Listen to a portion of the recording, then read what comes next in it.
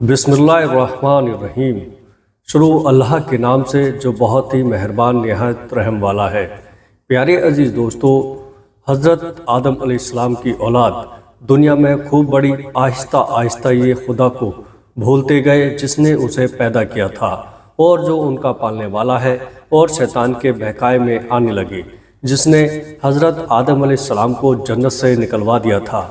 شیطان کے بہکائے میں آ کر وہ لوگ بتوں اور آگ، سورج وغیرہ کو پوجنے لگے اور ایک خدا کے بجائے مٹی اور پتھر کے بہت سے خدا بنا لیے، اپنے ہاتھ سے اپنا خدا بناتے اور ان سے مانگتے۔ پیارے دوستو، حالانکہ یہ مٹی اور پتھر کے لیے کچھ بھی نہ کر سکتے تھے، ان کے لیے کیا کرتے؟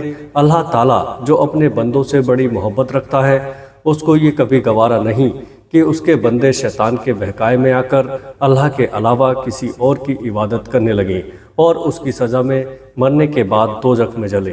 پیارے عزیز دوستو، اللہ پاک نے حضرت نوح علیہ السلام کو اپنا نبی بنا کر بھیجا۔ اس زمانے میں لوگوں کی عمریں بہت بڑی بڑی ہوتی تھیں۔ حضرت نوح علیہ السلام 950 سال تک اپنی قوم میں باز کرتے رہے کہ اے لوگو، صرف ایک اللہ کی عبادت کرو اور میرا کہا مانو، وہ تمہارے گناہ بخش دے گا۔ لیکن لوگوں نے حضرت نوح علیہ السلام کی باتوں کو نہ مانا اور اپنے کانوں میں انگلیاں دے دی اور کپڑے اوڑھ لیے تاکہ حضرت نوح علیہ السلام کی آواز کانوں تک نہ پہنچے۔ پیارے عزیز دوستو، حضرت نوح علیہ السلام نے ہمت نہ ہاری، وہ برابر سمجھاتے رہے اور کہتے رہے، اے لوگو، اللہ سے معافی مانگو، وہ بڑا معاف کرنے والا ہے۔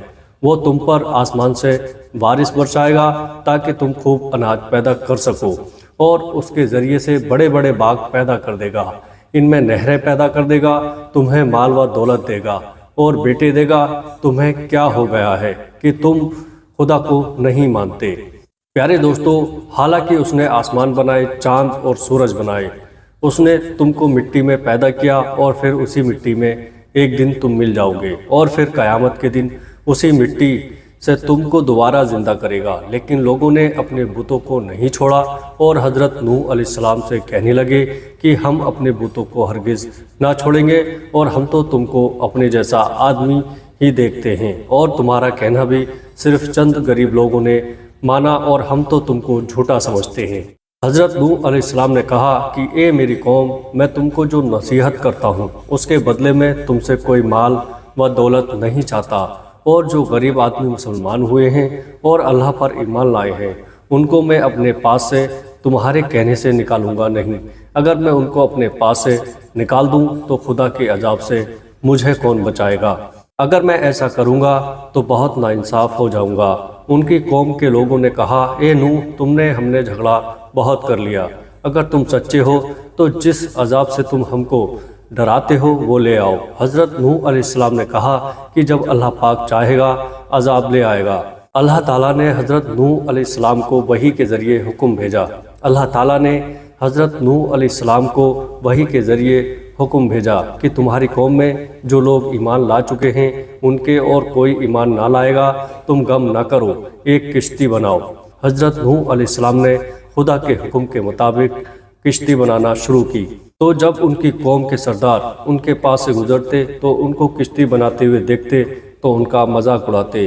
حضرت نوح علیہ السلام ان کے مذاق کے جواب میں کہتے کہ آج مذاق کر لو، کل جب تمہارے اوپر عذاب آئے گا تو اس وقت ہم تمہارا مذاق اڑائیں گے۔ آخر اللہ تعالیٰ کا عذاب اس کے وعدے کے مطابق آیا، زمین سے پانی نکلنا شروع ہوا اور آسمان سے بارش آنی شروع ہوئی۔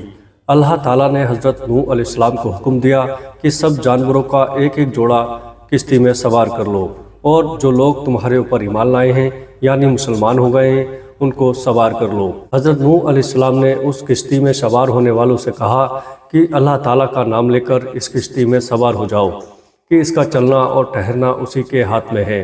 اللہ تعالیٰ بڑا بخشنے والا مہربان ہے۔ کشتی ان سب کو لے کر لہروں میں چلنے لگی تو اس وقت حضرت نوح علیہ السلام نے اپنے بیٹے سے کہا، اے بیٹا، ہمارے ساتھ سوار ہو جاؤ اور کافروں کے ساتھ مت ہو۔ اس نے کہا، میں کسی پہاڑ پر چڑھ جاؤں گا اور وہ پانی سے بچا لے گا۔ حضرت نوح علیہ السلام نے کہا کہ آج خدا کے عذاب سے سوائے خدا کے کوئی بچانے والا نہیں۔ اتنے میں دونوں کے درمیان ایک پانی کی لہر اٹھی اور وہ ڈوب گیا۔ پھر خدا تعالیٰ نے زمین کو حکم دیا کہ اپنا پانی نگل جا، اور آسمان کو بھی حکم دیا کہ پانی برسانا بند کر دے، یہاں تک کہ پانی خشک ہو گیا اور تمام کافر دنیا میں ختم کر دیے گئے۔ حضرت نوح علیہ السلام کی کشتی کوہ جودی پر ٹھہری۔ حضرت نوح علیہ السلام نے اپنے پروردگار سے عرض کیا کہ اے میرے رب، میرا بیٹا بھی تیرے گھر والوں میں سے ہے اور آپ کا وعدہ سچا ہے۔ یعنی حضرت نوح علیہ السلام کا مطلب تھا کہ اے اللہ تعالیٰ، آپ نے وعدہ فرمایا تھا کہ تیرے گھر والوں کو اس طوفان سے بچا لوں گا، پھر میرا بیٹا کیوں ڈوبا؟ اللہ تعالیٰ نے فرمایا کہ اے نوح، تیرا بیٹا تیرے گھر والوں میں سے نہیں تھا کیونکہ اس کے اچھے عمل نہیں تھے۔ میں تجھ کو نصیحت کرتا ہوں کہ ایسی بات نہ کر جو تیرے علم میں نہیں، اس لیے کہ کنعان اللہ کے علم ازلی میں کافر تھا اور یہ بات نوح علیہ السلام کے علم میں نہ تھی۔ حضرت نوح علیہ السلام نے اللہ پاک سے توبہ کی اور اپنے کہنے کی معافی چاہی۔ اللہ پاک نے ان کو معاف کر دیا اور حکم دیا کہ اے نوح، ہماری طرف سے سلامتی اور برکتوں کے ساتھ اتر۔ اس کے بعد حضرت نوح علیہ السلام کی امت سے دنیا بسی اور آہستہ آہستہ ان کے بال بچے آباد ہوتے گئے۔ یہ سب لوگ اللہ تعالیٰ کی اطاعت کرتے رہے۔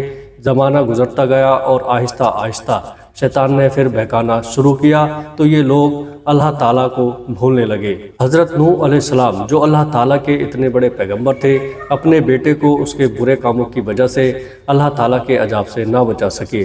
اس طرح اگر ہمارے ماں باپ اللہ کے کتنے ہی ولی کیوں نہ ہوں، اگر ہمارے عمل اچھے نہ ہوں تو وہ ہم کو اللہ تعالیٰ کے عذاب سے نہ بچا سکیں گے۔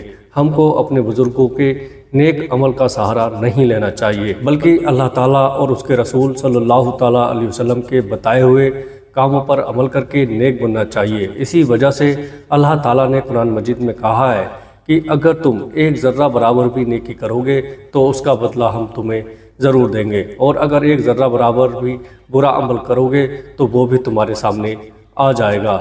پیارے دوستو، ویڈیو اچھے لگے تو آگے اپنے دوستوں کے ساتھ شیئر ضرور کریے گا۔ السلام علیکم ورحمۃ اللہ وبرکاتہ۔